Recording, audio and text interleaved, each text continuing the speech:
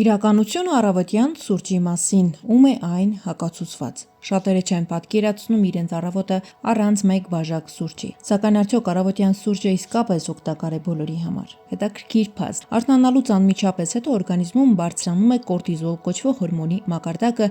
որը մեզ օգնում է զգոնանալ։ Այդ իսկ պատճառով որոշ մասնագետներ խորհուրդ են տալիս սուրճը խմել ոչ թե արթնանալուց անմիջապես հետո, այլ 1-2 ժամ անց։ Չափավոր քանակությամբ սուրճը կարող է բարձրացնել ուշադրությունը, բարելավել կենտրոնացումը, նվազեցնել հոգնածության զգացումը եւ նույնիսկ կապված է որոշ հիվանդությունների ավելի ցածր ռիսկի հետ։ Սակայն առավոտյան սուրճը բոլորի համար չէ։ Եվ այսպես այն հակացուցված է։ Առաջին բարձր զարկերակային ճնշում ունեցող մարդկանց համար։ Սուրճը կարող է ժամանակավորապես բարձրացնել արյան ճնշումը, հատկապես այն մարդկանց մոտ, ովքեր սովոր չեն կոֆեինին։ Հակացուցված է այն մարդկանց, ովքեր ունեն սրտի ռիթմի խանգարումներ։ Որոշ մարդկանց մոտ առավոտյան սուրճը կարող է առաջացնել սրտխփոց անհարմար զգացողություններ։ Հաջորդը ստամոքսի որոշ հիվանդությունների դեպքում։ Գաստրիտի, ստամոքսի խոցի կամ արտահայտված այրոցի ժամանակ սուրճը կարող է ուժեղացնել գանգատները, հատկապես եթե խմվում է դատարկ ստամոքսին։ Հաջորդը անհանգստության եւ տագնապային խանգարումների դեպքում կոֆեինը կարող է ուժեղացնել նյարդայնությունը, դողը, անհանգստության զգացումը։